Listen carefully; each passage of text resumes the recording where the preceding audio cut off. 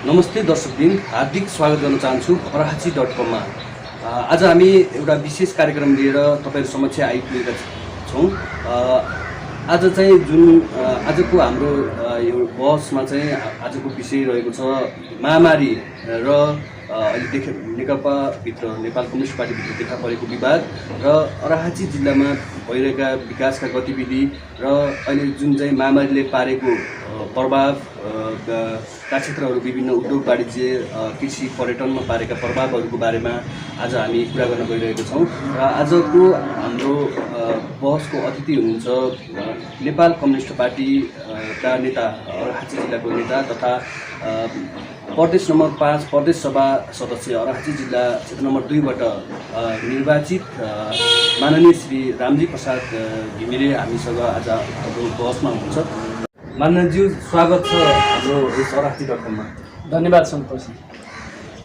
र अहिले प्रदेश नम्बर 5 मा प्रदेश सभामा चाहिँ प्रतिनिधित्व गर्नुभएको छ र प्रदेश सभामा प्रतिनिधित्व गरेको 3 वर्षको कार्यकाल लगभग समाप्त भइसकेको छ र यो अवधिमा चाहिँ arahachi जिल्लामा प्रदेश को तर्फबाट प्रदेश स्तरबाट चाहिँ विकास निर्माणदेखि विभिन्न क्षेत्रहरूमा तपाईको भूमिका कस्तो रह्यो?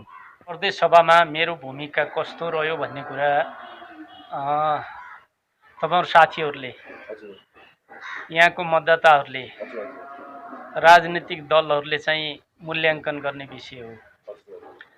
जहाँसम्म मेरो आफ्नो कामको सन्दर्भ छ र त्यसमा मेरो आफ्नो चाहिँ कामको आफैले गर्ने मूल्याङ्कनको विषय छ, यसमा मलाई के लाग्छ भने अर्घाखाँची जिल्लाको खास गरिकन चाहिँ 2 नम्बर निर्वाचन क्षेत्र जो विकासको दृष्टिकोणले चाहिँ ज्यादै पछाडि परेको क्षेत्र हो, भूगोलको हिसाबले ज्यादै ठुलो भूगोल भएको चाहिँ क्षेत्र हो। मेरो निर्वाचन क्षेत्रमा तपाईलाई थाहा छ सिद्धगङ्गा नगरपालिका पनि छ, जुन सिद्धगङ्गा नगरपालिकाको चाहिँ क्षेत्रफल समग्र जिल्लाको क्षेत्रफलभन्दा धेरै छ, धेरै ठुलो छ। अर्थात् 610 वर्ग किलोमिटर क्षेत्रफल ओगटेको छ सिद्धगङ्गा नगरपालिकाले, जबकि सिङ्गो जिल्लाको क्षेत्रफल भनेको चाहिँ 1193 वर्ग किलोमिटर हो। भनेपछि आधा भन्दा ठुलो क्षेत्रफल चाहिँ सिद्धगङ्गाले मात्रै ओगटेको छ।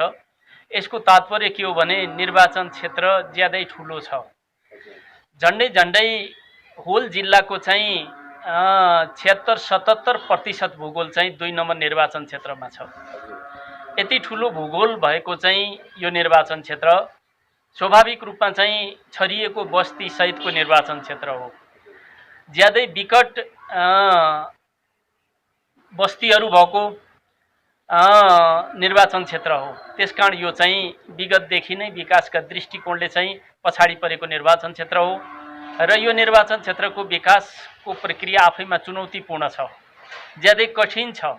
छरिएका बस्तीमा विकासका सबै संरचनाहरू पुर्याउने कुरा यो चुनौतीपूर्ण कुरा हो र विगतको इतिहासलाई पल्टाएर हेर्ने हो भने यो निर्वाचन क्षेत्रमा विकासको बजेटको हिसाबले, योजनाको हिसाबले 5 वर्षमा चाहिँ 5-7 करोड समेत आएको चाहिँ देखिँदैन। 5-7 करोडसम्म बजेट, विकासको बजेट आउन नसकेको चाहिँ निर्वाचन क्षेत्र हो।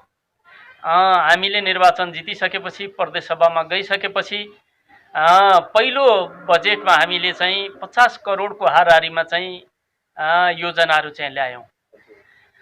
अब त्यो 50 करोडको योजना आयो, तर चाहिँ त्यो प्रदेशका संरचनाहरू चाहिँ थिएनन्, विकास गर्ने चाहिँ युनिटहरू थिएनन्। त्यसपछि गएर चाहिँ सरकार ढिलो गठन भयो र मात्रै चौमासिक अन्तिम आर्थिक वर्षको अन्तिमका चौमासिक 4वटा महिना मात्रै चाहिँ हामीले काम गर्नको निम्ति चाहिँ बाँकी रहे। फेरि पनि झन्डै 65 देखि 70% बजेट चाहिँ खर्च गर्न चाहिँ सफल भयौँ। दोस्रो वर्षको बजेट ज्यादै उत्साहप्रद रह्यो।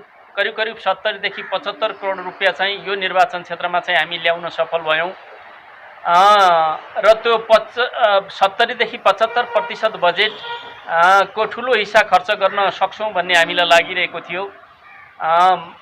चैत्रदेखि चाहिँ कोभिड-19 विश्वव्यापी महामारीको चाहिँ प्रभाव नेपालमा पनि पर्यो र सरकारले त्यसलाई रोकथाम गर्नको निम्ति, नियन्त्रण गर्नको निम्ति लकडाउनको नीति चाहिँ अगाडि सार्यो। त्यसले गर्दा विकासका सारा प्रक्रियाहरू ठप्प भए। फेरि पनि अहिले आर्थिक वर्षको अन्तिममा समीक्षा गर्दाखेरि चाहिँ के निष्कर्ष निस्केको छ भने झन्डै चाहिँ 75 देखि 80% चाहिँ बजेट खर्च भएको चाहिँ देखिन्छ। यो खर्चको चाहिँ प्रतिशत उत्साहवर्धनै हो भन्ने लाग्छ। कोभिड-19 को महामारी नआइदिएको भए मलाई लाग्छ 95% बजेट सहज ढङ्गले चाहिँ खर्च हुन सक्थ्यो। र यो वर्षको बजेटको कुरो गर्दाखेरि, चालु आर्थिक वर्ष 77-78 को बजेटको कुरो गर्दाखेरि अहिले पनि गत वर्षको हाराहारीमा बजेट छ र अब त्यो बजेटको कार्यान्वयन हामी चाहिँ अब छिट्टै गर्दैछौँ। आर्थिक वर्षको सुरुवात सँगसँगै सबै विकासका आयोजनाहरू टेन्डर गर्नुपर्ने टेन्डर गरेर, समितिसँग सम्झौता गरेर चाहिँ कार्यान्वयन गर्नुपर्ने हकमा चाहिँ समितिसँग सम्झौता गरेर ती विकासका आयोजनाहरूलाई चाहिँ कार्यान्वयनमा लाग्दैछौँ। अर्थात् यो 3 वर्षको बजेट जिल्लामा चाहिँ हामीले ल्याउँदाखेरि चाहिँ झन्डै 2 अरबभन्दा बढी चाहिँ आइसकेको छ। यो बजेटको चाहिँ भोल्युम चाहिँ आफैमा चाहिँ ज्यादै महत्त्वपूर्ण हो र यो जिल्लाको विकास र यो निर्वाचन क्षेत्रको विकासको निम्ति ज्यादै ठुलो महत्त्वपूर्ण चाहिँ बजेट हो भन्ने मलाई लाग्छ। माननीयज्यू, अहिले पृष्ठभूमिमा सुन्दाखेरि चाहिँ 2 अर्ब जति बजेट चाहिँ यो जुन प्रदेश सभा स्थापना भइसकेपछि तपाईँहरूको संयोजनमा तपाईँहरूको संयोजनमा चाहिँ आइसकेको कुराहरू सुनियो र क्षेत्र नम्बर 2 मा चाहिँ जुन यिनी विकासका कुराहरू छन्, विकासका गतिविधिहरू चाहिँ के कस्तो छन्, जुन चाहिँ आम जनताहरूले चाहिँ जान्नुपर्ने, अराहाचीवासीहरूले जान्नुपर्ने चाहिँ रामजी प्रसाद घिमिरे माननीय भइसकेपछि चाहिँ यो कार्यक्रमहरू चाहिँ सञ्चालन, यो आयोजनाहरू चाहिँ, यो परियोजनाहरू चाहिँ सञ्चालन भइरहेको छ भन्नको लागि चाहिँ आकर्षक परियोजनाहरू के छन् यो अलि बताइदिनु न। अब जिल्लाको विकासका धेरै सेक्टरहरू छन्। खास गरिकन हामीले प्राथमिकता दिएको विकासको क्षेत्र भनेको चाहिँ सडक पूर्वाधार नै हो। सडक पूर्वाधारको सन्दर्भमा कुरो गर्दाखेरि हाम्रो जिल्ला खास गरिकन चाहिँ 51-52 सालदेखि 58-59 सालसम्म आइपुग्दाखेरि विकासको एउटा गति लिएको चाहिँ त्यो अवधि हो भन्ने मलाई लाग्छ। त्यो बिचमा हाम्रा चाहिँ 42वटै गाविसमा चाहिँ मोटरबाटाहरू पुगिसकेका थिए र अहिले म तपाईँलाई चाहिँ ध्यानाकर्षण गरौँ, जानकारी गराउँ कि अहिले हाम्रा चाहिँ 2022 सडक आयोजनाहरू चाहिँ जिल्लामा चाहिँ अगाडि बढिरहेका छन् र ती सडकहरू जुन चाहिँ निर्माण भएका छन् र निर्माणाधीन अवस्थामा पनि छन्। अहिलेको हाम्रो चुनौती भनेको तिनीहरूको स्तर वृद्धि गर्ने कुरा हो। ग्राभल भएका बाटालाई चाहिँ पिच गर्ने कुरा हो। ग्राभल भइ नसकेका चाहिँ कच्ची रोडहरूलाई चाहिँ स्ट्रक्चर सहित ग्राभलको रूपमा चाहिँ स्तर उन्नति गर्ने कुरा हो। चौडा भइ नसकेका बाटाहरूलाई चाहिँ आवश्यक मात्रामा चौडा गर्ने कुरा चाहिँ हो। समग्रमा भन्नुपर्दाखेरि सडकको स्तर उन्नति हाम्रो चाहिँ पहिलो प्राथमिकता र चुनौतीको विषय पनि हो। त्यसो भएको हुनाले हामीले खास गरिकन तपाईँले मलाई चाहिँ 2 नम्बर निर्वाचन क्षेत्रको चाहिँ कुरा गरिरहनु भएको छ। समग्र जिल्लाको कुरो गर्नु पर्दाखेरि हाम्रा चाहिँ यस्ता 10-12वटा चाहिँ सडक यस्ता रणनीतिक हिसाबले महत्त्वपूर्ण सडक छन् जुन सडक राष्ट्रिय स्तरका सडकमा पनि गनिन्छन् र अन्तर्जिल्ला सदरमुकाम जोड्ने बाटो सडकको रूपमा पनि ती छन्। ती सडकहरूलाई चाहिँ स्तर उन्नति गर्नेतिर चाहिँ हाम्रो ध्यान चाहिँ अहिले केन्द्रित भएको छ। 2 नम्बर निर्वाचन क्षेत्रको कुरो गर्नु पर्दाखेरि चाहिँ प्रदेश सरकारबाट चाहिँ हामीले अगाडि सारेको चाहिँ महत्त्वपूर्ण सडक आयोजना भनेको चाहिँ रामपुर कपुरकोट सडक आयोजना हो। त्यो हाम्रो जिल्लाको मुटु चिरेर चाहिँ त्यो अगाडि बढ्छ र प्रदेशको सबभन्दा गौरवको आयोजना भनेर चाहिँ त्यसलाई महत्त्व दिइएको छ। गएको वर्ष झन्डै 20 करोड रुपियाँ त्यसको निम्ति विनियोजन भएको थियो र पहिलो बजेट हामीले चाहिँ 5 करोड रुपियाँ छुट्याएका थियौँ र त्यो चाहिँ हाम्रो चाहिँ पाल्पा र अनि त्यसपछि अर्घाखाँचीको सीमा क्षेत्रमा खास गरिकन चाहिँ अर्घाखाँचीको पूर्वी भेगमा चाहिँ हामीले चाहिँ सडक विस्तार गर्ने काममा चाहिँ खर्च गऱ्यौँ। अहिले त्यो आयोजना चाहिँ धारापानी ढाकाबाङतिर चाहिँ बहुवर्षीय आयोजनाको रूपमा टेन्डर प्रक्रियामा चाहिँ अगाडि बढेको छ। त्यसपछि हामीले चाहिँ सन्धि खर्कबाट दाङ जोड्ने एउटा महत्त्वपूर्ण सडक त्यसलाई विगतमा गच्छे भालुबाङ भनिन्थ्यो। अहिले त्यसलाई चाहिँ हामीले सन्धि खर्क रामपुर सडक भनेर चाहिँ नामाकरण गरेका छौँ। किन यो नामाकरण गऱ्यौँ भन्दाखेरि गच्छे एउटा सानो ठाउँ हो जसलाई बाहिरी जिल्लाका मान्छेहरूले चाहिँ पहिचान गर्न सक्दैनन्, चिन्न सक्दैनन्, पत्ता लगाउन सक्दैनन्।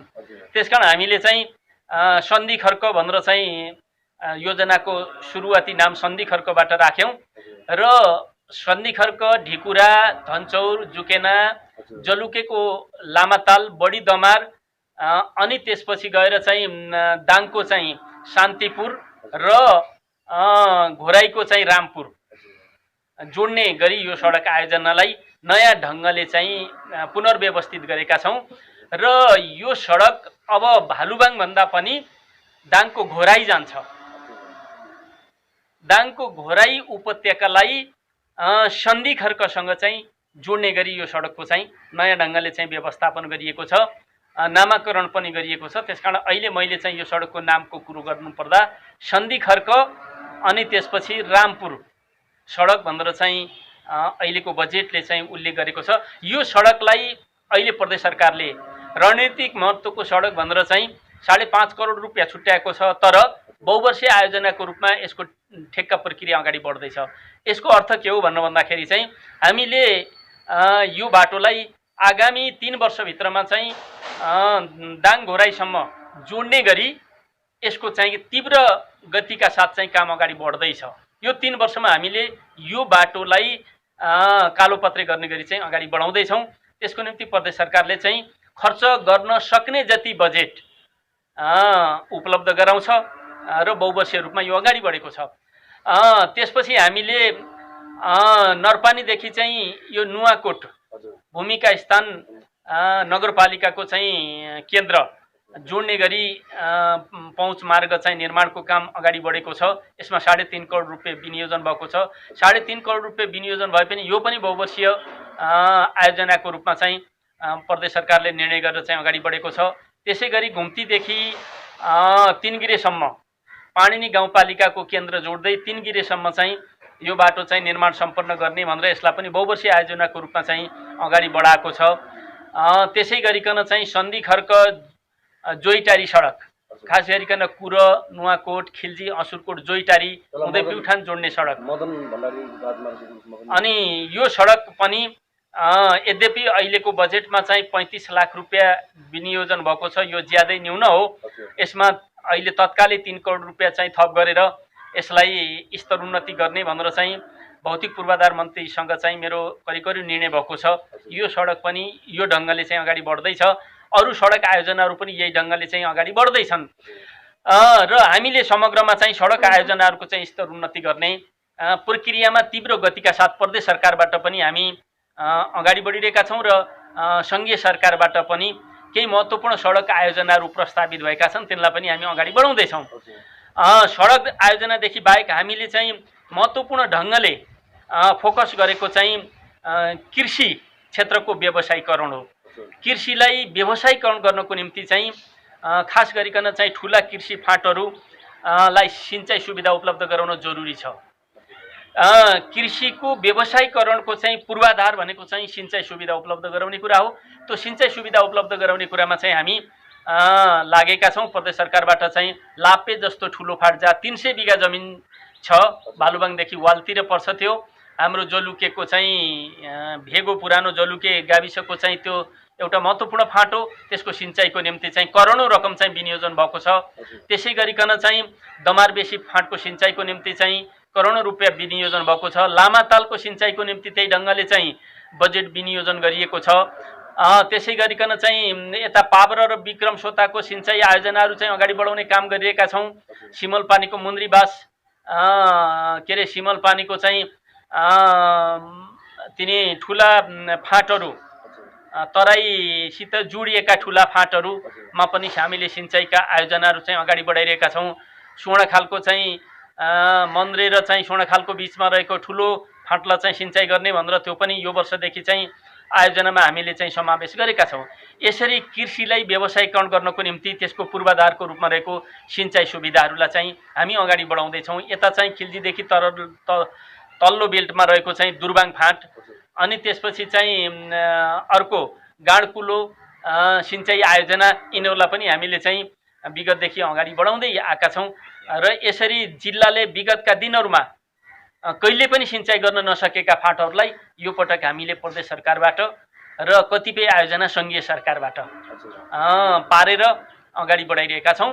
हामी अब अर्घाखाँची जिल्लामा कृषिलाई व्यापक रूपमा चाहिँ व्यवसायीकरण गर्दैछौँ र त्यो व्यवसायीकरण गर्नको निम्ति बल पुगोस् भन्नको निम्ति प्रदेश सरकारले एउटा स्मार्ट कृषि गाउँ कार्यक्रम चाहिँ अगाडि सारेको छ।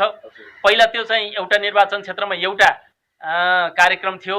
त्यति बेला हामीले चाहिँ क्षेत्र नम्बर 2 को चाहिँ धातीबाङमा त्यो कार्यक्रम चाहिँ सञ्चालन गऱ्यौँ र क्षेत्र नम्बर 1 को चाहिँ वामरूपमा सञ्चालन गऱ्यौँ।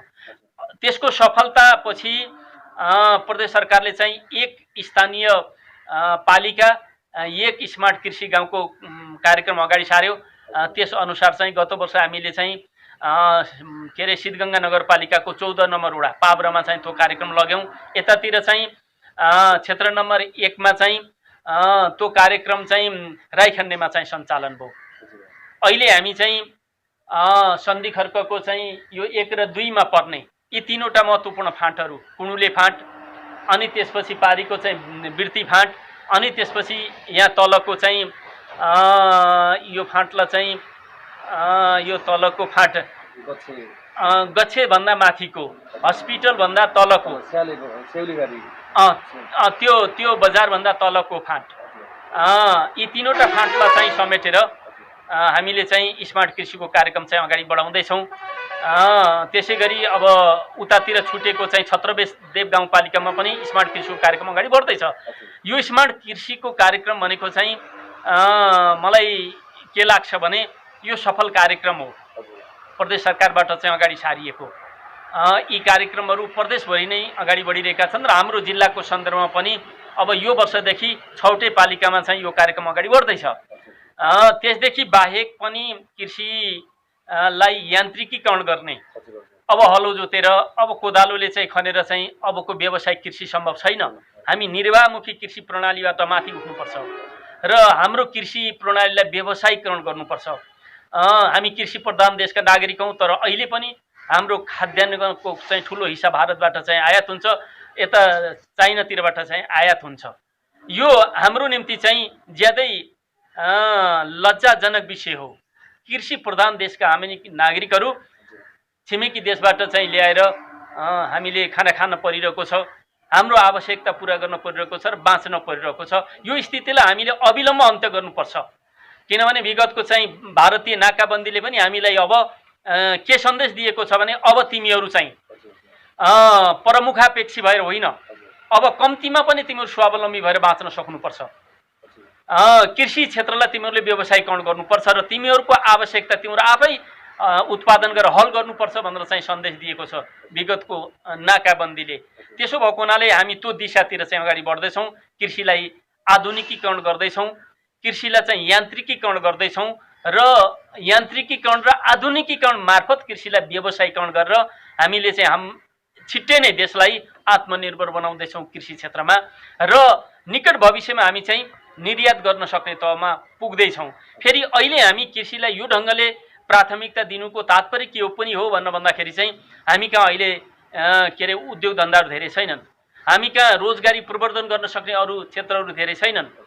त्यसो भएको हुनाले अहिले भारत र विश्वका विभिन्न देशहरूबाट बेरोजगार भएर फर्किएका चाहिँ युवा दाजुभाइ दिदीबहिनीहरूलाई हामीले यहाँ चाहिँ फुर्सदमा राख्ने होइन, बेरोजगार बनाएर राख्ने होइन, उनीहरूलाई कम्तीमा पनि कृषिमा चाहिँ एडजस्ट गरेर इन्भल्भ गरेर उनीहरूलाई चाहिँ स्वरोजगार बनाउन जरुरी छ। यो हाम्रो निम्ति एउटा अनुकूलता पनि हो।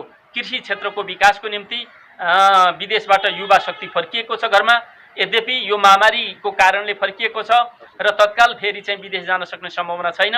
त्यसकारण हामी उहाँहरूलाई चाहिँ देशभित्र राख्न चाहेका छौँ, कृषिमा उहाँहरूलाई सहभागी बनाउन चाहेका छौँ र उहाँहरूको सहभागिताबाट कृषिमा चाहिँ एउटा आमूल परिवर्तन ल्याउन चाहिरहेका छौँ। कृषि क्षेत्रमा हामी एउटा चाहिँ जबरजस्त क्रान्तिलाई चाहिँ अगाडि बढाउन खोजिरहेका छौँ।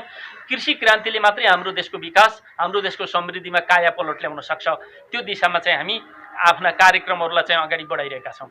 मनोरञ्जन पृष्ठभूमिमा प्रदेश सभा सदस्यको हैसियतले निर्वाह गरेको भूमिका भन्दै गर्दाखेरि प्रदेश सभा सदस्य अथवा प्रदेशले चाहिँ अराहाचीलाई चाहिँ प्रशासनिक पहुँचताको मा चाहिँ राख्न असक्षम भएको सक्षम नभएको जनगुनासो छ। जस्तै कि यहाँ भएका कार्यालयहरू पनि अन्यन्त्र सारिएका भन्ने कुराहरू, सरकारी कार्यालयहरू अन्यन्त्र सारिएर चाहिँ प्रशासनिक द्रुतता कायम गरेको अथवा त्यसलाई चाहिँ पहुँच बनाउन नसक्यो भन्ने जुन जनगुनासो सुन्न पाइन्छ।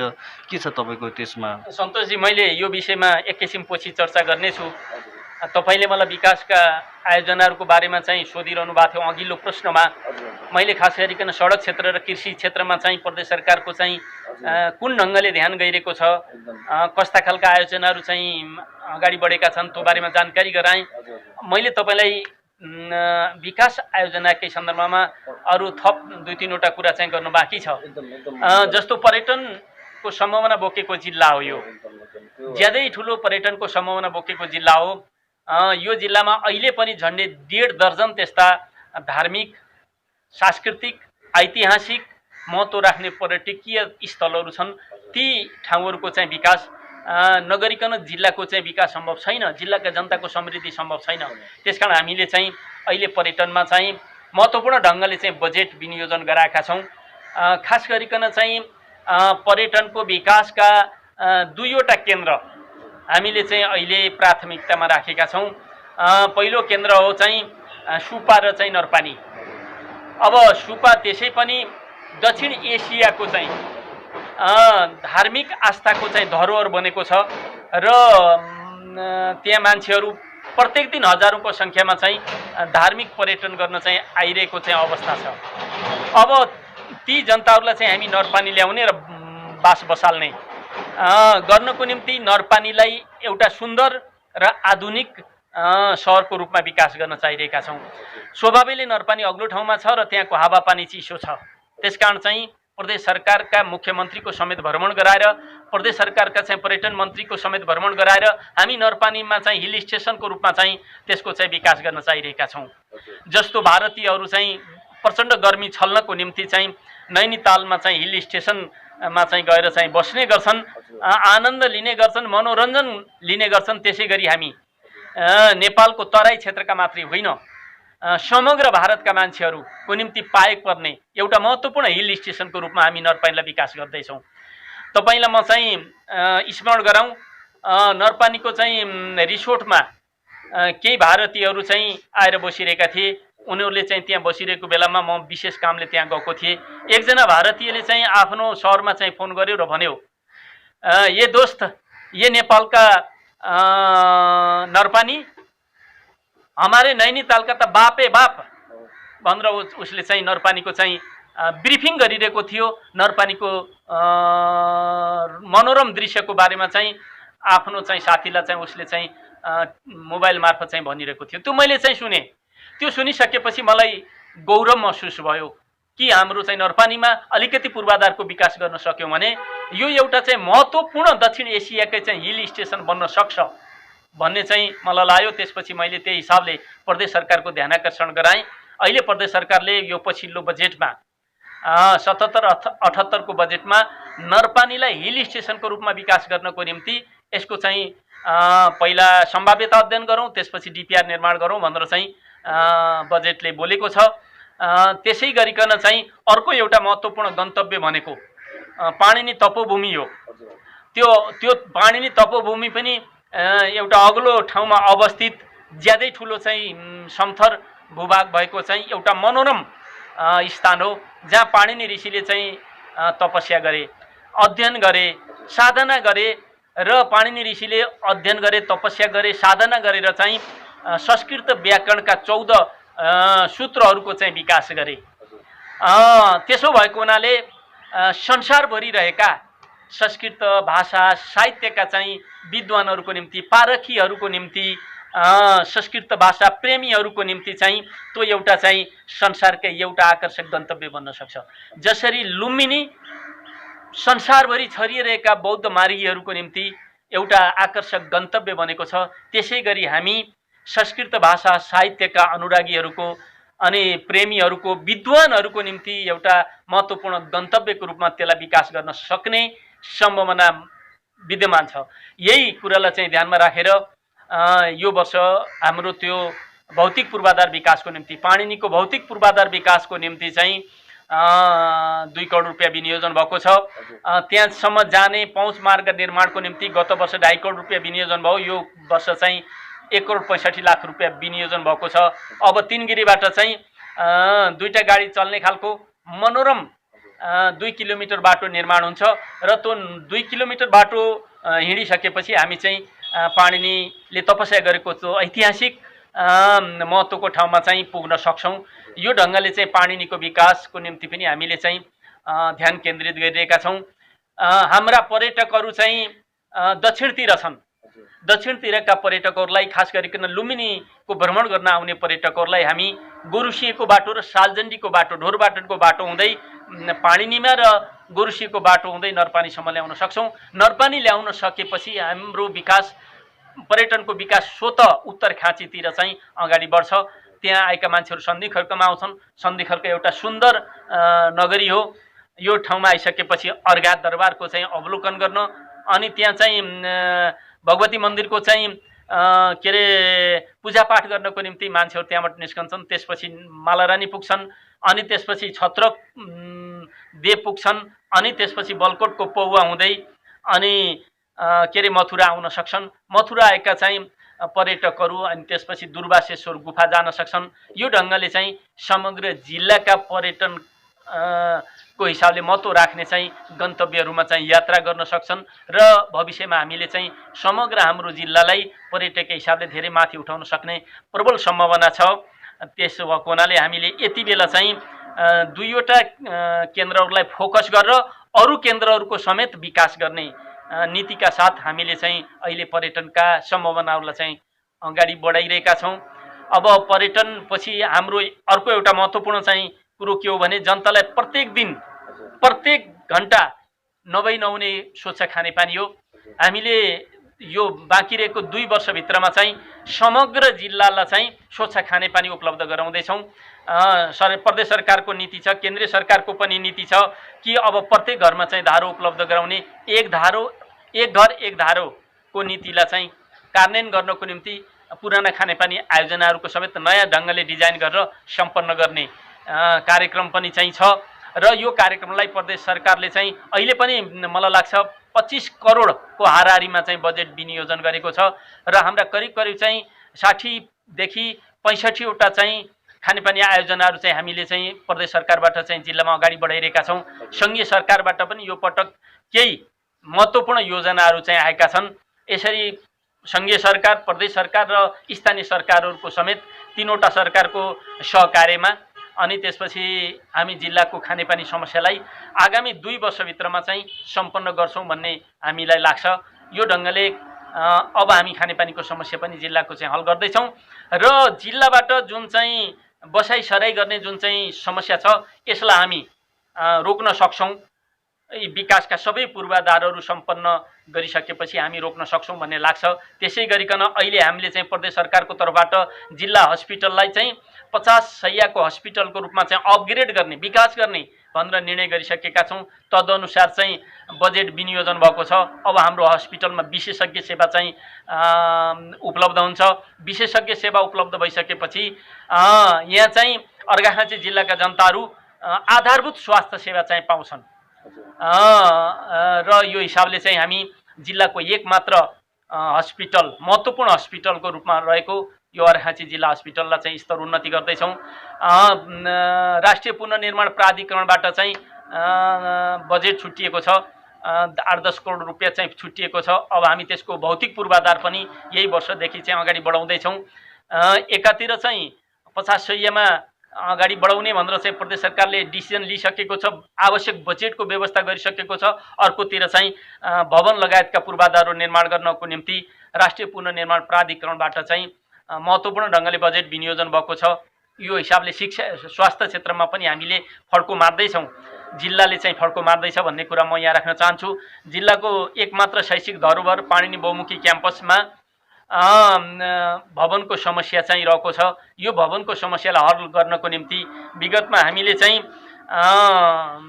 झन्डै 1.5 करोड पौने 2 करोड रकम चाहिँ माननीय टोपबहादुर रायमाझी ले पाउने 6 करोडबाट निर्वाचन क्षेत्र पूर्वाधार विकास कार्यक्रमबाट 1 करोड रुपियाँ छुट्यायौँ। त्यसै गरिकन चाहिँ प्रदेश सरकारबाट चाहिँ 40-50 करोड रुपियाँ चाहिँ हामीले छुट्यायौँ र त्यसबाट भवन निर्माण हुँदैछ। र राष्ट्रिय पुनर्निर्माण प्राधिकरणबाट पनि त्यहाँ चाहिँ 24 कोठाको भवन निर्माण गर्ने भनेर चाहिँ बजेट विनियोजन भएको छ। र अब पाणिनी बहुमुखी क्याम्पसले पनि चोला फेर्दैछ, आफ्नो चाहिँ रूप रङ्ग र अनुहार फेर्दैछ। त्यसै पनि यो चाहिँ विद्यार्थीहरूको निम्ति आकर्षणको केन्द्र रहिआएको छ। त्यहाँका शिक्षक साथीहरूको चाहिँ मेहनतले चाहिँ त्यहाँको पढाइको स्तर पनि चाहिँ राम्रो छ। देशभरिका कलेजहरूको मूल्याङ्कन गर्दाखेरि हाम्रो यो कलेजको चाहिँ शैक्षिक स्तर चाहिँ अग्र स्थानमै छ। त्यसकारण चाहिँ यसको थप पूर्वाधार विकास गरिसकेपछि अर्घाखाँची जिल्लाका अधिकांश विद्यार्थीहरूले यहीँ पढ्ने चाहिँ अवसर चाहिँ पाउँदैछन्। त्यसै गरिकन चाहिँ मथुरामा चाहिँ प्राविधिक विद्यालय 2वटा चाहिँ फ्याकल्टीमा चाहिँ त्यहाँ पढाइ हुँदैछ डिप्लोमा लेभलको। त्यसै गरिकन पाणिनीको चाहिँ चिबेकमा चाहिँ पनि 2वटा विषयमा खास गरिकन सिभिल इन्जिनियरिङ र अनि त्यसपछि फरेस्ट्रीमा चाहिँ त्यहाँ डिप्लोमा चाहिँ अध्ययन गर्ने कक्षा सञ्चालन भइरहेको छ। यसरी 2वटा महत्त्वपूर्ण सिटिबिटीबाट चाहिँ मान्यता प्राप्त प्राविधिक विद्यालयहरू चाहिँ अहिले जिल्लामा चाहिँ सञ्चालनमा आएका छन्। प्राविधिक शिक्षा पढ्न चाहनेहरूलाई चाहिँ यी विद्यालयहरू मार्फत पढाउन सक्छौँ र स्तरीय पढाइको निम्ति चाहिँ हामी उच्च शिक्षा अध्ययनको निम्ति चाहिँ पाणिनी बहुमुखी क्याम्पस छँदैछ। यो ढङ्गले चाहिँ हामीले शिक्षा क्षेत्रमा पनि असाध्यै महत्त्वका साथ शिक्षा क्षेत्रका चाहिँ पूर्वाधारहरू निर्माण गर्ने काममा चाहिँ लागिरहेछौँ। माननीयज्यू, यो सबै भन्दै गर्दाखेरि चाहिँ जुन हाम्रो कृषिकै क्षेत्रमा भयो, अन्य क्षेत्रमा पनि अथवा यहाँको स्थानीय निकायहरूमा चाहिँ व्यापक अनियमितता भएको, राम्रोसँग काम नगरिएको होइन, ठेक्कापट्टाहरूमा पनि त्यस्तै खाले जुन चाहिँ अनियमितता भयो भन्ने कुराहरू चाहिँ व्यापक जनगुनासो छ अर्घाखाँची जिल्लामा। यी सबै हुँदै गर्दाखेरि पनि यो गुनासोहरू चाहिँ आइरहेको छ। अब यसलाई चाहिँ जुन चाहिँ अब कृषिको उदाहरणको लागि हेरौँ, कृषि क्षेत्रमै पनि कृषि जुन चाहिँ लाभान्वित वर्ग हो उसले चाहिँ त्यसको उपभोग गर्न नपाए चाहिँ त्यसलाई चाहिँ किसानहरूले मिसयुज गरिदिएको, जुन चाहिँ हाम्रो प्रधानमन्त्री कृषि आधुनिकीकरणको कुराहरू छन्, व्यापक रूपमा चाहिँ हाम्रो कृषि विकासको लागि चाहिँ माननीयज्यूले भने जस्तै कार्यक्रमहरू आइरहेका छन्, तर त्यसलाई चाहिँ मिसयुज गरिदिएको भन्ने कुराहरू छ। स्थानीय निकाय कृषकहरूले नै स्वयंले मिसयुज गरिदिएको छ। यसमा चाहिँ कसरी नियन्त्रण गर्न सके, यसलाई चाहिँ तपाईँहरूको भूमिका चाहिँ कस्तो हुनसक्छ यसमा? यो भ्रष्टाचार, घुसखोरी अनि त्यसपछि कमिसन तन्त्र, ढिलासुस्ती जस्ता चाहिँ कुराहरू यो पञ्चायत कालदेखि नै विरासतको रूपमा हामीले चाहिँ प्राप्त गरेका कुराहरू हुन्। बहुदलीय व्यवस्था जुन हामीले 46 सालको ऐतिहासिक आन्दोलन मार्फत प्राप्त गऱ्यौँ र त्यो व्यवस्था पनि करिब 25-30 वर्षसम्म हामीले प्र्याक्टिसमा ल्यायौँ। त्यति बेला पनि हामीले चाहिँ यो समस्याको चाहिँ दिगो समाधान चाहिँ राष्ट्रले खोज्न चाहिँ सकेन। त्यसपछि हामी अहिले गणतन्त्र सहितको सङ्घीय राज्य व्यवस्था प्राप्त गरेका छौँ। देशलाई नयाँ युगमा चाहिँ प्रवेश गराएका छौँ र देशले यति बेला स्थिर सरकार पनि प्राप्त गरेको छ तीनै तहमा। अब हिजो केन्द्रमा केन्द्रीकृत शासन प्रणाली थियो, अहिले चाहिँ प्रदेशमा केन्द्रमा सङ्घीय सरकार छ, प्रदेशमा प्रदेश सरकार छ र देशका विभिन्न स्थानीय तहहरूमा स्थानीय सरकारहरू छन्।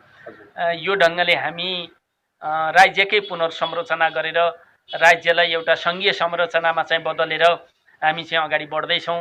अब विगतका दिनमा हामीले संविधान निर्माण गर्ने, संविधान अन्तर्गत चाहिँ 300-400 कानुनहरू निर्माण गरेर चाहिँ अगाडि बढ्यौँ। स्वाभाविक रूपमा नयाँ व्यवस्थालाई संस्थागत गर्नको निम्ति यसो गर्नु जरुरी थियो। ती काम हामीले चाहिँ सम्पन्न गरेका छौँ। अब तीनै तहका सरकार भ्रष्टाचार, घुसखोरी, कमिसन तन्त्र र ढिलासुस्तीको विरुद्धमा अब जमेर लडाइँ लड्नुपर्ने बेला आएको छ। वास्तवमा भ्रष्टाचार, घुसखोरी, कमिसन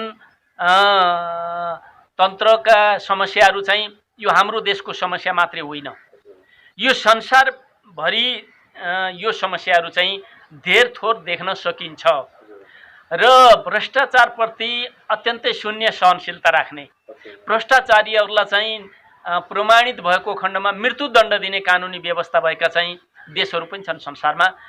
तपाईलाई म चाहिँ ध्यानाकर्षण गरौँ, हाम्रो उत्तरको छिमेकी देश चाइनाले चाहिँ भ्रष्टाचारीहरूलाई मृत्युदण्ड दिने गर्छ। अब त्यसै गरिकन चाहिँ अरू पनि कतिपय देशहरू छन् संसारमा जहाँ भ्रष्टाचार साबित भएको खण्डमा, प्रमाणित भएको खण्डमा चाहिँ मृत्युदण्ड दिने चाहिँ चलन छ। त्यति हुँदाहुँदै पनि ती देशहरूमा चाहिँ भ्रष्टाचारको समूल अन्त्य भएको छैन। त्यसकारण हाम्रो जस्तो देशमा जहाँ कानुनी व्यवस्था अझै पनि कमजोर छ, त्यो ठाउँमा भ्रष्टाचारलाई कम्प्लिटली नियन्त्रण गर्ने कुरा चाहिँ यो सजिलो विषय होइन, यो ज्यादै चुनौतीपूर्ण कुरा हो। तर पनि राज्यको चाहिँ तीव्र विकास, नेपाली जनताको समृद्धि र समग्र नेपाली समाजको चाहिँ रूपान्तरणको निम्ति हामीले भ्रष्टाचारमाथि नियन्त्रण प्राप्त गर्नै पर्छ, घुसखोरीमाथि नियन्त्रण प्राप्त गर्नै पर्छ, कमिसन तन्त्रमाथि नियन्त्रण प्राप्त गर्नै पर्छ। हामी यसबाट चाहिँ उम्किन पाउँदैनौँ। त्यसको निम्ति केन्द्रीय सरकारले शून्य सहनशीलताको नीति अवलम्बन गरेको छ। तपाईलाई थाहा छ प्रधानमन्त्री केपी शर्मा ओली को सन्तानहरू छैनन्, एकजना श्रीमती मात्रै हुनुहुन्छ।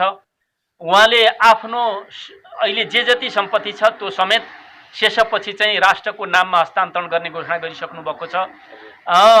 उहाँलाई भ्रष्टाचार गर्न छैन, त्यसकारण उहाँले चाहिँ पटक पटक भनिरहनु भएको छ, म गर्दिनँ, म गर्न दिँदिनँ, भ्रष्टाचार गर्न दिन्न भनेर चाहिँ त्यो सङ्कल्प गरिरहनु भएको छ। तर पनि एउटा प्रधानमन्त्रीले त्यो सङ्कल्प गरेर चाहिँ भ्रष्टाचार कम्प्लिटली नियन्त्रण हुँदैन। यसको निम्ति सबै सत्तामा पुगेका नेताहरूले चाहिँ त्यो सङ्कल्प गर्नुपर्छ। प्रधानमन्त्रीको चाहिँ त्यो सङ्कल्पलाई आफ्नो सङ्कल्प बनाउनुपर्छ र त्यस्ता सबै सुविधाका ठाउँहरूमा पुगेका चाहिँ मान्यहरू, अनि त्यसपछि प्रदेश सरकारका चाहिँ मुख्यमन्त्री, मन्त्रीहरू र स्थानीय सरकारका चाहिँ प्रमुख, उपप्रमुख लगायत वडा अध्यक्षसम्मले र ब्युरोक्रेसीमा मुख्य सचिवदेखि लिएर कार्यालय एउटा सहयोगीसम्मले यो देशलाई भ्रष्टाचार मुक्त देश बनाउनु पर्छ भनेर चाहिँ सङ्कल्प नगर्ने हो भने यो देशबाट यो भ्रष्टाचार, कमिसन तन्त्र र घुसखोरीको चाहिँ अन्त्य हुन सक्दैन। त्यसो भएको हुनाले यो राष्ट्रको साझा समस्या हो। यो साझा समस्या हल गर्नको निम्ति साझा सङ्कल्पको आवश्यकता छ। यो सङ्कल्प राष्ट्रले गर्नुपर्छ। अब यसमा ढिलाइ गर्नु हुँदैन। यदि यो सङ्कल्पमा सबै प्रतिबद्ध भइँदैन भने, सबै प्रतिबद्ध हुँदैनन् भने, आफ्नो नियतलाई सुधार गर्दैनन् भने, राष्ट्रप्रति समर्पित हुने बाचा गर्दैनन् भने स्वाभाविक रूपमा कानुन कडा बनाएर अनि त्यसपछि हामीले चाहिँ यो समस्यालाई चाहिँ नियन्त्रणमा लिनुपर्छ, यसलाई चाहिँ अन्त्य गर्नुपर्छ। यस काममा चाहिँ तिनै तहका सरकारहरू लाग्नुपर्ने आवश्यकता छ। अब यसमा ढिलाइ नगरिकन। माननज्यू, अहिले हामी कुरै गर्दाखेरि हजुर तपाईँ चाहिँ नेकपाको प्रभावशाली नेता पनि हो, बौद्धिक व्यक्तित्व पनि हो। अहिले चाहिँ जुन रूपमा चाहिँ अहिले यो महामारीसँग चाहिँ नेकपा, नेपाल कम्युनिस्ट पार्टीभित्र चाहिँ विवाद देखिएको छ र अहिले नेपाल कम्युनिस्ट पार्टी सत्तामा पनि रहेको छ। यसले त कम्युनिस्ट पार्टीसँग त जनमत अब खस्किँदो अवस्थामा जान्छ कि पनि देखिन थालेछ। अनि कम्युनिस्टप्रति नै मान्छेहरूको जुन सोचाइ, विचार, भावना थियो त्यो नै अलिकति कता कता तलमाथि भयो जस्तो तपाईँलाई लाग्दैन? के छ तपाईँको धारणा? सन्तोषजी, मलाई तपाईँले चाहिँ जिल्लाका प्रशासनिक कार्यालयहरू जिल्लाबाट चाहिँ हटेको कुरा सोध्नु भएको थियो। मैले विकासका कुराहरू सकिसकेपछि त्यो विषयमा जवाब दिउँला भनेर भनेको थिएँ। मैले चाहिँ सबभन्दा पहिले जिल्लाका विकासका चाहिँ युनिटहरू, विकासका अफिसहरू, कार्यालयहरू विस्थापन भए र जनतालाई असुविधा भयो भन्ने खालको चाहिँ जिज्ञासा राख्नुभएको छ। यसमा मैले चाहिँ तपाईँलाई के स्पष्ट गरौँ भने हाम्रो देश पुनर्संरचनामा गएको छ।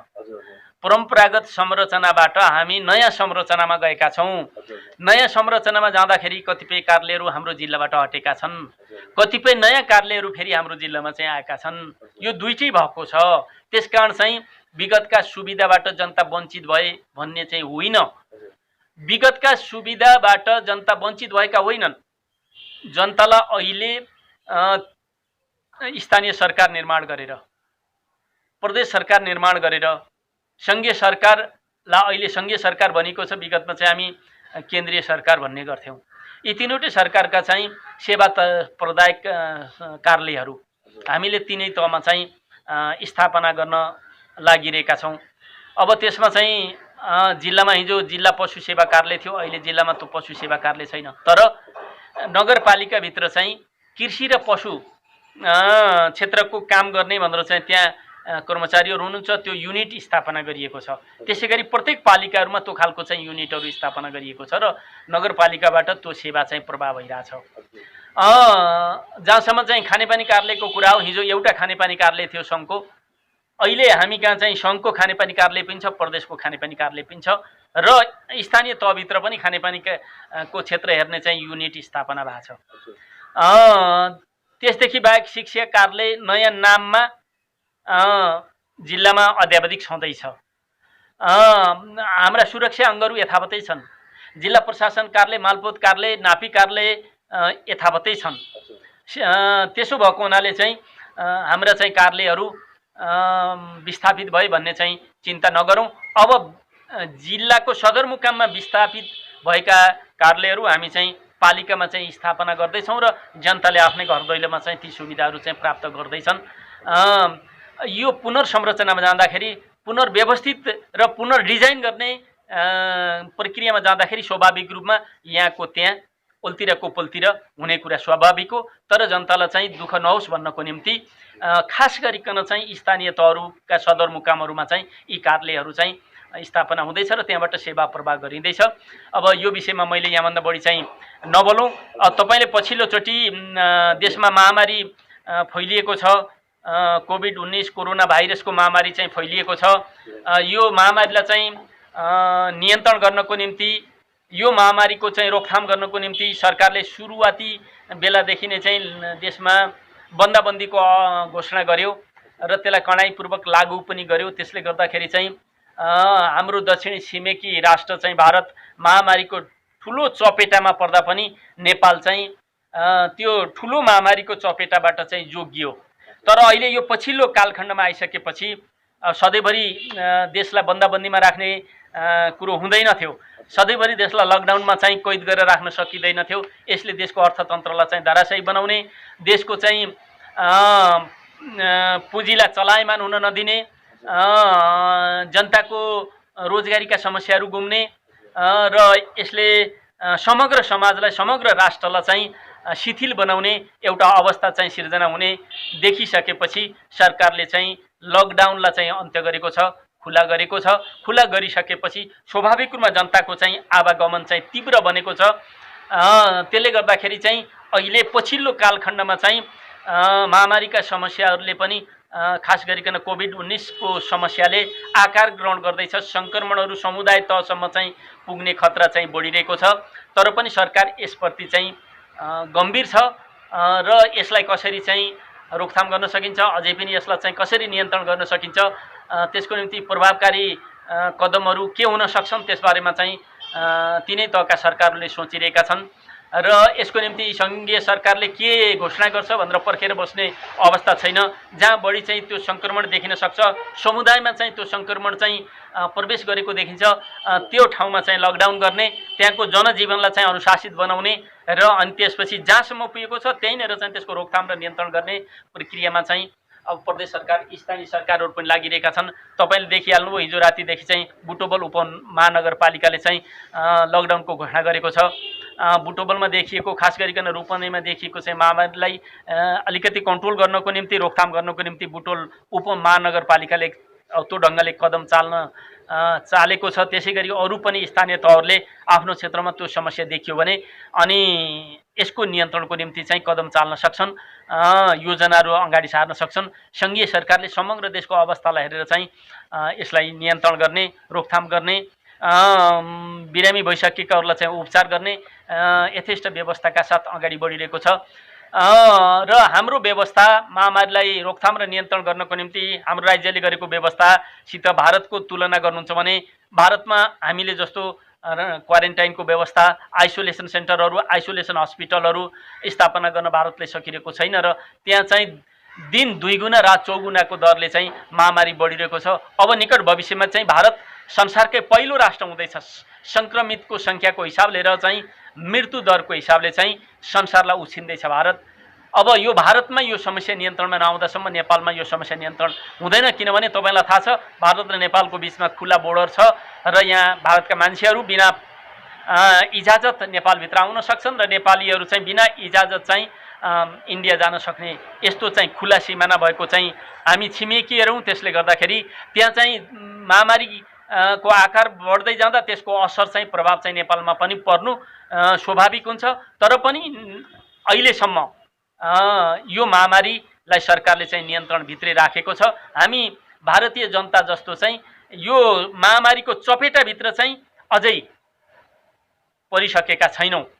त्यतातिर महामारीले विकास गर्दैछ, त्यो सम्भावना देखिएको छ, तर भारतीय जस्तो हामी चाहिँ त्यो सङ्क्रमणको चाहिँ चपेटामा परिसकेका छैनौँ। अझै पनि सरकारले चाहिँ चाल्ने हरेक कदमले यसको नियन्त्रण र रोकथाममा चाहिँ महत्त्वपूर्ण भूमिका खेल्छ भन्ने मलाई लाग्छ।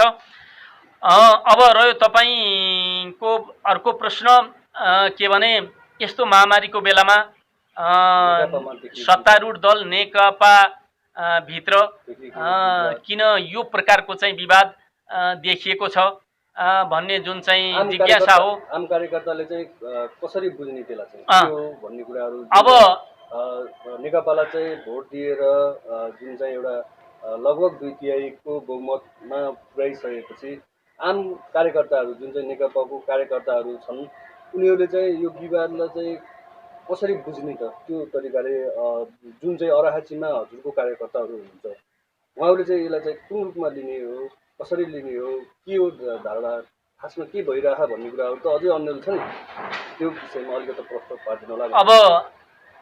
अब म तपाईँलाई चाहिँ के स्पष्ट गरौँ भने 2007 सालदेखि यो गएको निर्वाचन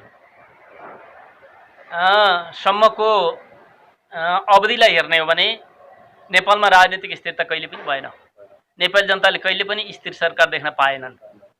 चाहे 7 सालदेखि 17 सालसम्मको कुरा होस्, चाहे 17 सालदेखि 46 सालसम्मको कुरा होस्, चाहे 46 सालदेखि अनि त्यसपछि गएर के अरे 62-63 सालसम्मको अवधिको कुरा होस्, चाहे 62-63 पछि अब यो 74 सालको चुनावसम्मको कुरा, नेपाली जनताले स्थिर सरकार कहिले पनि पाएन। स्थिर सरकार नेपाली जनताले नपाउनका कारणले देशले विकासमा अपेक्षित गति लिन सकेन, नेपाली जनताको समृद्धिको आकांक्षा पुरा हुन सकेन। हामीले जुन बेला राणा शासनको अन्त गरेका थियौँ त्यो बेलामा चाहिँ इन्डियनहरूले चाहिँ स्वतन्त्रता प्राप्त गरेका थिए। जुन बेला हामीले राणा शासनको अन्त्य गरेर प्रजातन्त्रको चाहिँ बहाली गरेका थियौँ त्यो बेलामा चाहिँ चिनियाहरूले चाहिँ कम्युनिस्ट क्रान्ति सम्पन्न गरेका थिए। यो 2-3 वर्षको बिचमा यो तीनवटा देशमा ठुल्ठुला परिवर्तन भएका थिए। परिवर्तनपछि अहिलेसम्मको चीनको आर्थिक प्रगतिलाई हेर्नुहोस्, चीन संसारकै दोस्रो आर्थिक ताकत बन्यो र निकट भविष्यमा चीन विश्वको प्रमुख महाशक्तिको रूपमा स्थापित हुँदैछ। इन्डियनहरूले पनि आफूलाई चाहिँ संसारकै 5औं-6औं एउटा आर्थिक शक्तिको रूपमा आफूलाई चाहिँ स्थापित गरे, खडा गरे इन्डियनहरूले। तर हामी संसारकै विपन्न नागरिकको कोटीमा अहिले पनि छौँ। विकासको हिसाबले देश अहिले पनि संसारका 200 भन्दा बढी राष्ट्रहरू छन्, हामी ज्यादै पछाडि छौँ, तल्लो तहमा छौँ विकासको दृष्टिकोणले पनि। आखिर किन? हाम्रा छिमेकीहरूले चाहिँ विकास र समृद्धिमा चाहिँ गुणात्मक फड्को मार्दाखेरि हामी किन विकास र समृद्धिमा पछाडि पर्यौँ? त्यसको मेजर कारण चाहिँ के हो भनेदेखि राजनीतिक स्थिरता नहुने कुरा हो। स्थिर सरकार मुलुकले प्राप्त गर्न नसक्ने कुराले नै चाहिँ हामीलाई चाहिँ पछाडि पारेको। यो सच्चाइलाई बुझेर नेपाली जनताले गएको निर्वाचनमा तीनै तहमा स्थिर सरकार दिएका हुन्। त्यो स्थिर सरकार पनि केन्द्रमा कम्युनिस्ट पार्टीको 2/3 नजिकको सरकार दिएका हुन्। कङ्ग्रेसले स्थिर सरकार दिन सक्दैन। इतिहासबाट जनताले त्यो कुरा बुझे। 15 सालमा चाहिँ कङ्ग्रेसको 2/3 सरकार थियो, जोगाउन सकेन कङ्ग्रेसले आफ्नो 2/3 सरकार। त्यसै गरिकन चाहिँ 46 सालपछि गिरिजाप्रसाद कोइरालाको नेतृत्वमा बहुमतको चाहिँ सरकार थियो, त्यो पनि कङ्ग्रेसले जोगाउन सकेन, 5 वर्ष सरकार चलाउन सकेन। त्यसपछि पनि चाहिँ कङ्ग्रेसले चाहिँ फेरि बहुमत प्राप्त गरेको छ। तत्कालीन नेकपा एमाले चाहिँ विभाजित भइसकेपछिको निर्वाचनमा 56 सालको निर्वाचनमा, तर त्यति बेला पनि कङ्ग्रेसले स्थिर सरकार दिन सकेन। अब दुईवटा राजनीतिक शक्तिहरू मध्ये कङ्ग्रेसले चाहिँ 2/3 पाउँदा पनि, बहुमत पाउँदा पनि स्थिर सरकार दिन सकेन, त्यो असक्षम साबित भयो। त्यसले विकास र समृद्धिको यात्रामा मुलुकलाई अगाडि बढाउन सकेन। यो सच्चाइलाई बुझेका नेपाली जनताले कम्युनिस्ट पार्टीलाई झन्डै झन्डै 2/3 चाहिँ पुर्याए केन्द्रीय संसदमा, र 7वटा प्रदेशमध्ये 6वटा प्रदेशमा कम्युनिस्ट पार्टीको चाहिँ झन्डै झन्डै बहुमत र 2/3 सरकारहरू स्थापित गरिदिए जनताले। स्थानीय तहको कुरो गर्नुहुन्छ भनेदेखि 753 स्थानीय तहहरूमध्ये 3/4 स्थानीय तहमा कम्युनिस्ट पार्टीलाई चाहिँ निर्वाचित गरिदिए जनताले। जनताले चाहिँ यो ढङ्गले कम्युनिस्ट पार्टीलाई चाहिँ आफ्नो जनादेश दिनुको तात्पर्य के हो? तात्पर्य के हो भने यिनीहरूले स्थिर सरकार चलाउन सक्छन्। स्थिर सरकार मार्फत विकास प्रक्रियालाई तीव्र गतिका साथ अगाडि बढाउन सक्छन्, जनताको जीवनमा चाहिँ कायापलट ल्याउन सक्छन्। तर अहिले त यो अवस्था, यो अपेक्षा सहित जनताले चाहिँ हामीलाई मत दिएका थिए। 2 वर्ष पुरा नहुँदै, अझ भनौँ भने 6 महिना चाहिँ सरकारले पुरा नगर्दै कम्युनिस्ट पार्टी भित्रै यस्तो खालको रोग भित्रियो, पद प्राप्तिको निम्ति लालायत हुने, कुर्सीको निम्ति लालायत हुने यस्तो रोग चाहिँ देखिन थाल्यो कि आफ्नै सरकारलाई चाहिँ राजीनामा दिए भन्दै राजीनामा माग्ने, सामाजिक सञ्जालहरू मार्फत मिडियाहरूमा गएर चाहिँ राजीनामा माग्ने रोग चाहिँ पार्टीभित्र चाहिँ प्रवेश गर्यो।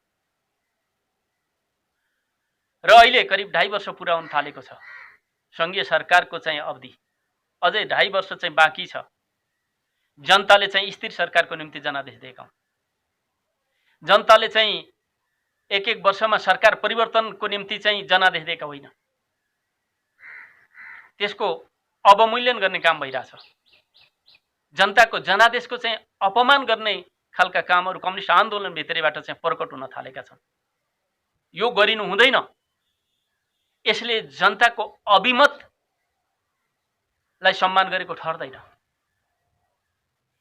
कोही पदमा पुग्यो भन्दैमा त्यो नेता हुन सक्दैन। माथिल्लो पदमा पुगेको मान्छे नेता हुन सक्दैन। नेता हुन र राजनीतिज्ञ हुन राजनीतिक संस्कार चाहिन्छ। हाम्रा शीर्ष नेताहरूले चाहिँ राजनीतिक संस्कारको प्रदर्शन गर्न सक्नु पर्यो, राजनीतिक संस्कार देखाउन सक्नु पर्यो। पार्टी, आफ्नै पार्टीको अध्यक्षको नेतृत्वमा बनेको सरकार, पार्टीभित्रका विभिन्न घटकहरूका चाहिँ मान्छेहरू प्रतिनिधित्व गरेको सरकार, जुन सरकारमा पूर्व माओवादीका जिम्मेवार नेताहरू हुनुहुन्छ, जुन सरकारमा पूर्व एमालेका चाहिँ विभिन्न गुट गुटका चाहिँ नेताहरूको चाहिँ उपस्थिति छ। कसको प्रतिनिधित्व छैन त्यो सरकारमा। अहिले त्यो सरकारको चाहिँ राजीनामा माग्ने बेला भएको छैन। अहिले त्यो सरकारको विरुद्धमा पार्टी भित्रैबाट चाहिँ आवाज उठाउने बेला भएको छैन। त्यसले धेरै राम्रा र युगान्तकारी कामहरू समेत गर्दै अगाडि बढिरहेको छ। यसको तात्पर्य चाहिँ के हो भने यो सरकार दुधले धोए जस्तै सफा छ। 100मा 100% चाहिँ यो सरकारले चाहिँ राम्रा काम गरेछ, त्यो दाबी गर्न खोजेको होइन मैले। काम गर्दाखेरि केही कमी कमजोरी चाहिँ भएका हुन सक्छन्, केही सन्तुलन मिलाउने कुरामा चाहिँ समस्याहरू हुन सक्छन्, घोषणापत्रका कुराहरूलाई हुबहु लागू गर्ने कुरामा चाहिँ केही समस्याहरू हुन सक्छन्।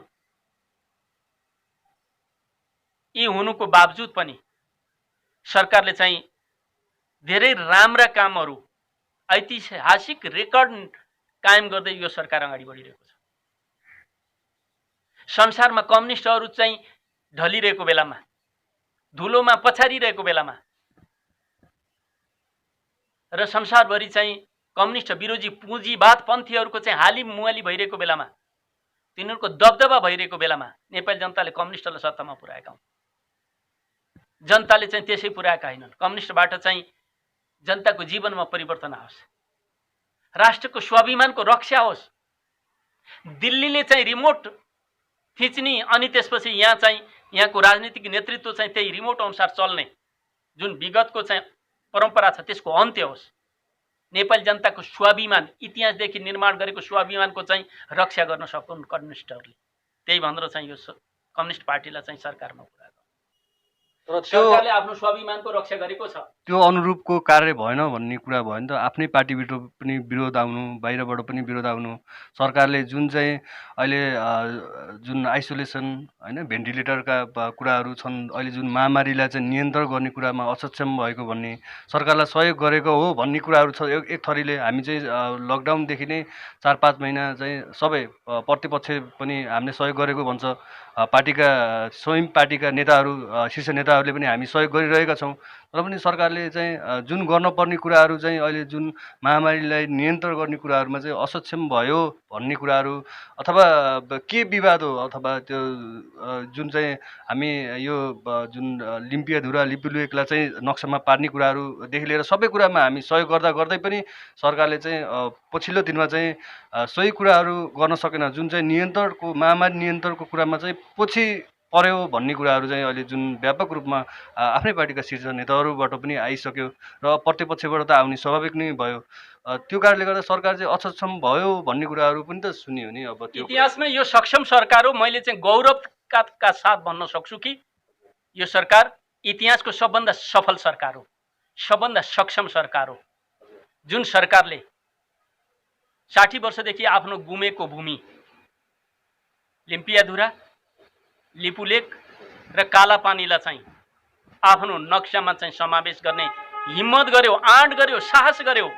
त्यति मात्रै होइन, निशाना छापमा समेत त्यो नक्सा समावेश गर्नको निम्ति संविधान संशोधन गरेर चाहिँ यो सरकार अगाडि बढ्यो। कम्युनिस्ट आन्दोलनभित्रकै नेताहरू विगतमा प्रधानमन्त्री बन्नुभएको थियो, उहाँहरूबाट त्यो आँट भएको थिएन।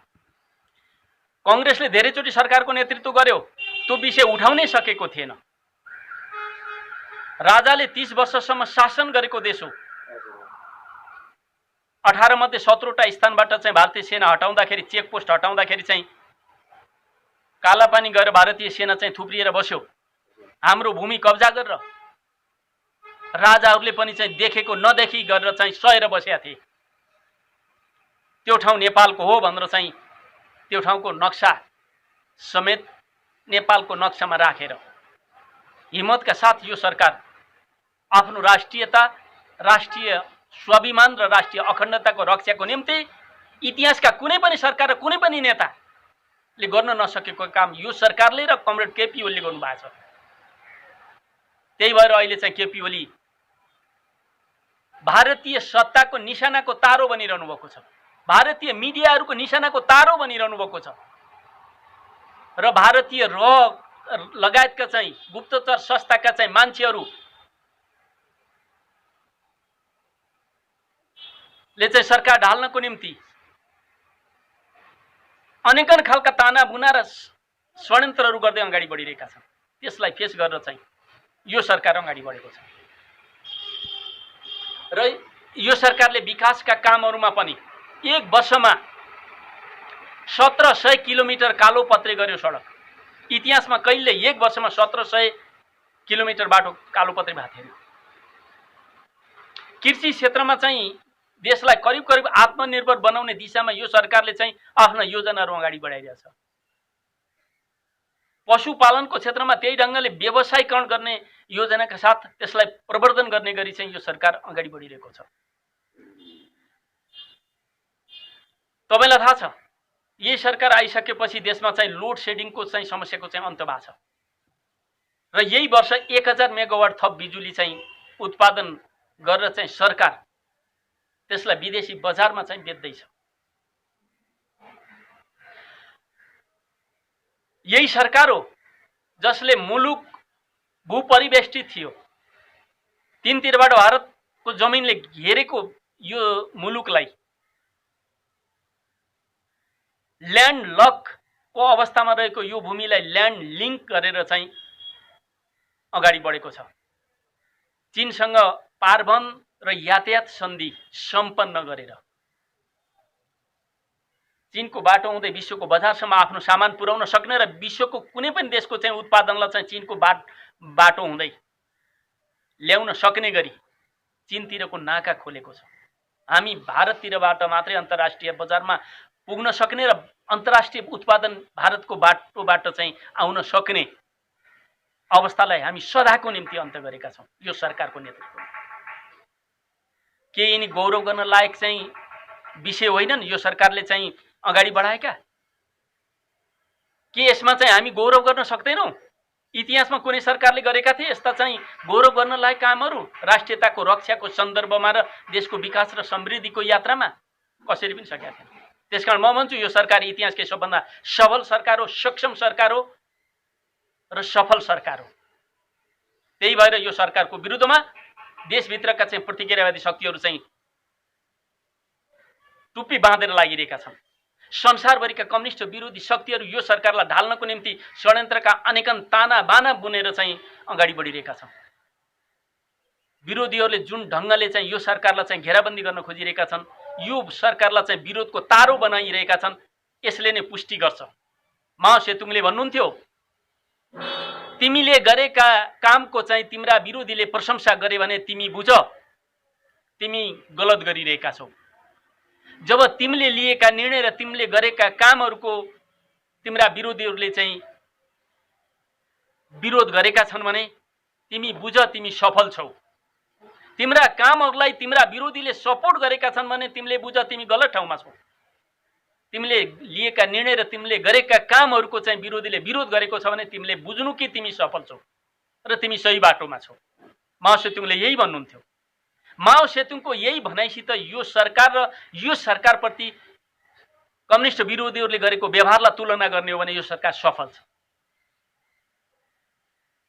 अब यो सरकार सफल छ भने पार्टीभित्रैबाट चाहिँ यो सरकारको विरोध गर्नुको तुक के छ? प्रधानमन्त्रीले राजीनामा गर्नुपर्छ भन्नुको चाहिँ तुक के छ? जनताले 5 वर्षको निम्ति स्थायी सरकार दिएका हुन्। प्रधानमन्त्री बन्ने हाम्रो कुनै नेता कमान्डरलाई चाहिँ रहर छ भने उहाँहरू चाहिँ जानुपर्छ, चुनाव पर्खेर आउने निर्वाचन पर्खन सक्नुपर्छ। कसैलाई पार्टी अध्यक्ष बन्ने मन छ भने महाधिवेशनसम्म धैर्यता गर्नुपर्छ। महाधिवेशनभन्दा पहिले पार्टीको अध्यक्ष फेरिँदैन। हामीले पार्टीको एकताको प्रक्रियामा 2टा अध्यक्ष राख्ने व्यवस्था गर्यौँ। ती 2टा अध्यक्षको नेतृत्वमा पार्टी एकीकरणको प्रक्रिया अगाडि बढायौँ। पार्टी एकीकरणको प्रक्रिया चाहिँ निष्कर्षमा पुगेको छैन, टुङ्गोमा पुगेको छैन, अनि बिचमै चाहिँ एउटा अध्यक्षलाई अपदस्थ गर्ने यो सम्भव छैन। यसले पार्टीको एकताको रक्षा हुँदैन। यहाँ त प्रतिपक्ष दल भन्दा पनि अहिले सरकारको विरोध गर्ने चाहिँ आफ्नै पार्टीको नेताहरू हुनुभयो, आफ्नै पार्टीको सदस्यहरू भएको देखिएको छ। अहिलेको जुन चाहिँ प्रतिपक्षले चाहिँ बरु विरोध गरेको छैन होला, प्रतिपक्ष अझै कमजोर अवस्थामै होला। भन्नुभयो जस्तै प्रतिपक्षले अहिले सरकारको राजीनामा माग गरिएको छैन नेपाली कङ्ग्रेसले। अर्को कुनै चाहिँ जनता समाजवादी दलले चाहिँ सरकारको राजीनामा मागिरहेको छैन। अर्को कुनै राप्रपाले सरकारको राजीनामाको माग गरिरहेको छैन। तर आफ्नै दलभित्रबाट राजीनामा माग्ने काम भएको छ। यो उचित छैन। कारण के होला? यसले कम्युनिस्ट पार्टीको एकताको रक्षा गर्दैन। यसले देशको विकास र समृद्धिमा बल पुर्याउँदैन। त्यसकारण चाहिँ समकालीन नेताहरू हुनुहुन्छ, मलाई थाहा छ। समकालीन नेताहरू मध्ये पनि कयौँ नेताहरू चाहिँ टेस्टेड भइसक्नु भएको छ, प्रधानमन्त्री चलाइसक्नु भएको छ। कुन खालको योग्यता देखाउनु भयो उहाँहरूले प्रधानमन्त्री हुँदाखेरि त्यो दुनियाँलाई थाहा छ।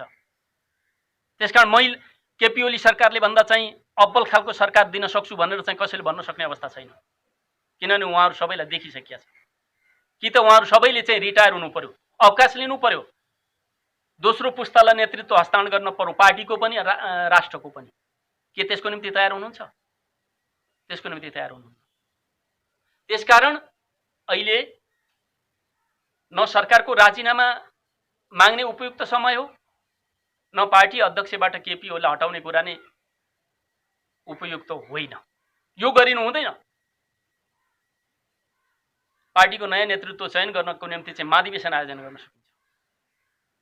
सरकारको प्रधानमन्त्री अर्को कोही भन्नको निम्ति चाहिँ आउने 2.5 वर्षपछिको निर्वाचन पर्खन सक्नुपर्छ। त्यो धैर्यता छैन भने त्यहाँनिर राजनीतिक संस्कार छैन भन्ने कुरा बुझ्नुपर्छ। त्यो धैर्यता देखाउनुपर्छ हर कुनै नेताले। हामी सबै नेतालाई समान ठान्छौँ, सबै नेताप्रति हाम्रो चाहिँ समान श्रद्धा छ, तर नेताले कार्यकर्ता र जनताले श्रद्धा गर्ने खालको व्यवहार देखाउन सक्नुपर्छ, राजनीतिक संस्कार देखाउनुपर्छ, त्यो त्याग देखाउन सक्नुपर्छ, त्यो इमानदारिता देखाउन सक्नुपर्छ। नेताले त्यो संस्कार देखाउन सकेनन्, त्यो इमानदारिता देखाउन सकेनन्, त्यो त्याग देखाउन सकेनन् भने जनता र कार्यकर्ताबाट उहाँहरूले सम्मान गुमाउनुहुन्छ। त्यसकारण यति बेला केपी ओली सरकारको चाहिँ विकल्प खोज्ने बेला होइन। पार्टी एकताको प्रक्रिया निष्कर्षमा नपुग्दै एकताको महाधिवेशन आयोजना गर्ने निर्णय भइसकेको छ। महाधिवेशन नपर्खँदै एउटा अध्यक्षलाई चाहिँ कु गरेर अनि त्यसपछि गएर पार्टी कब्जा गर्ने चाहिँ सपना कसैले पनि देख्नु हुँदैन। यसले पार्टीको एकताको रक्षा हुँदैन। निषेध गरेर चाहिँ पार्टी रक्षा हुँदैन। एउटा नेताले अर्को नेतालाई निषेध गरेर चाहिँ पार्टी एकताको रक्षा हुँदैन। यसले त कम्युनिस्ट आन्दोलनलाई चाहिँ फेरि विभाजनतिर लिएर जान सक्छ। 19 को दशकमा कम्युनिस्ट आन्दोलन जसरी विभाजित भयो त्यो दिशातिर जान सक्छ। त्यो दुर्घटनाबाट बचाउने हो भने हामीले चाहिँ नेतृत्वले चाहिँ के गर्नुपर्छ? यति बेला सहमति गरेर अगाडि बढ्नुपर्छ। पार्टीको नेतृत्व गर्नुपर्छ, राष्ट्रको नेतृत्व गर्नुपर्छ सहमतिको आधारमा। सहमतिको निम्ति शीर्ष तहको नेतृत्व चाहिँ उदार पनि बन्न सक्नुपर्छ, फराकिलो चाहिँ दृष्टिकोण बनाएर अगाडि बढ्न सक्नुपर्छ। अहिले जनताले चाहेको चाहिँ कम्युनिस्ट पार्टीको चाहिँ एकता हो, यसको सुदृढीकरण हो। कम्युनिस्ट सरकार मार्फत जनता र राष्ट्रको हितमा चाहिँ अरू थप राम्रा कामहरू चाहिँ आउन् भन्ने जनताको चाहिँ चाहना हो, अपेक्षा हो। यही अपेक्षा पूरा गर्ने गरी चाहिँ हामी अगाडि बढ्नुपर्छ। महामारीको बेला छ। यो बेलामा विश्वका कैयौँ देशहरूले चुनाव गर्न सकिरहेका छैनन्। विपक्षीहरूले समेत चुनाव गर भनेर चाहिँ भन्न सकिरहेका छैनन्, किनभने यति बेला विश्व मानव समुदायको साझा एजेन्डा चाहिँ कोभिड-19 को चाहिँ रोकथाम र नियन्त्रण हो। यो बेलामा चाहिँ निर्वाचनको अवधि पुगिसकेका सरकारहरूको समेत म्याद थपेर कोभिडले सिर्जना गरेको चुनौतीलाई सामना गर्ने काम विश्वव्यापी रूपमा भइरहेछ। यस्तो बेलामा चाहिँ आफ्नै पार्टीको सरकार ढाल्ने हरकतमा कोही पनि लाग्नु हुँदैन। यसले कसैको पनि भलो गर्दैन। प्राप्त भएको चाहिँ मेजोरिटी, प्राप्त भएको 2/3 को नजिकको बहुमतलाई हामी चाहिँ गुम्न दिनु हुँदैन।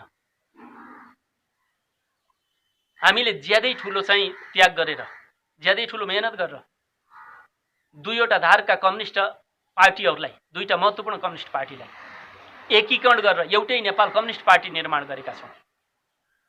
जुन उपलब्धि प्राप्त भएको छ यसको चाहिँ जगेर्ना गर्नुपर्ने, यसको रक्षा गर्नुपर्ने अहिलेको आवश्यकता हो, अहिलेको दायित्व हो, अहिलेको जिम्मेवारी हो। त्यो जिम्मेवारी चाहिँ पुरा गर्न निम्ति सबै नेताले जिम्मेवारी बोध गरेर चाहिँ आपसी एकतालाई चाहिँ सुदृढ गर्दै अगाडि बढ्नुपर्छ। परस्पर विश्वासको वातावरण निर्माण गरेर अगाडि बढ्नुपर्छ। धैर्यताका साथ आफ्ना चाहिँ आकांक्षाहरूलाई, महत्त्वाकांक्षाहरूलाई थाती राखेर अहिले चाहिँ राष्ट्रको हितको निम्ति, कम्युनिस्ट आन्दोलनको चाहिँ हितको निम्ति चाहिँ अगाडि बढ्नुपर्ने बेला हो। यो दिशामा चाहिँ नेताहरू चाहिँ जानुपर्छ, जाँदै हुनुहुन्छ भन्ने मलाई विश्वास पनि छ। पछिल्लो चरणमा पछिल्लो समयमा हिजो र आजका दिनहरूमा दुईटा पार्टी अध्यक्षको बीचमा घनीभूत छलफल भइरहेको छ र उहाँहरू सहित अरू पनि शीर्ष नेताहरूलाई पार्टीका विश्वासमा लिएर एउटा चाहिँ सहमति कायम गर्दै अगाडि बढ्नेतिर चाहिँ महत्त्वपूर्ण सफलता हासिल गर्दै हुनुहुन्छ भन्ने चाहिँ मैले चाहिँ छनक पाएको छु। मैले त्यो सन्देश पाएको छु। मलाई लाग्छ पार्टी विभाजन पनि हुँदैन, सरकार पनि डल्दैन। यही सरकारले चाहिँ अर्को चुनाव गराउँछ र यही पार्टी चाहिँ महाधिवेशनसम्म सफलतापूर्वक जान्छ र महाधिवेशनबाट जनवादी केन्द्रीयताको आधारमा, सके सर्वसम्मतिको आधारमा, नभए जनवादी केन्द्रीयताको आधारमा नेतृत्व चयन गरेर नेपालको कम्युनिस्ट आन्दोलनलाई अरू उचाइमा उठाउने हिसाबले चाहिँ यो पार्टी अगाडि बढ्छ। मैले त्यो विश्वास लिएको छु। हस् त माननीयज्यू, हामीसँग हाम्रो arahachi.com-लाई समय दिनुभएकोमा हामी हजुरलाई धेरै धन्यवाद दिन चाहन्छौँ र धेरै कुरा गर्ने मन थियो, समयको अभावले गर्दाखेरि चाहिँ अब हामीले चाहिँ अहिले यही रोक्न बाध्य भयौँ र फेरिका दिनमा पनि हामी कुरा गर्नेछौँ र हामीलाई समय दिनुभएकोमा हामी धेरै धेरै धन्यवाद दिन चाहन्छौँ। धन्यवाद। मेरो तर्फबाट पनि मेरा आफ्ना विचारहरूलाई चाहिँ जनता समक्ष पुर्याउने जुन महत्त्वपूर्ण arahachi.com-ले दियो, म त्यसको निम्ति तपाईँ र तपाईँको टिमलाई चाहिँ मेरो तर्फबाट हार्दिक धन्यवाद व्यक्त गर्दछु। धन्यवाद। दर्शकवृन्द, अहिले हामीसँग हुनुहुन्थ्यो arahachi जिल्ला क्षेत्र नम्बर 2 प्रदेश नम्बर 5 मा प्रदेश सभामा प्रतिनिधित्व गर्ने माननीय श्री रामजी प्रसाद घिमिरे र उहाँसँगको कुरा तपाईँहरूलाई कस्तो लाग्यो कृपया हामीलाई प्रतिक्रिया दिन नभुल्नुहोला। हस्त नमस्ते।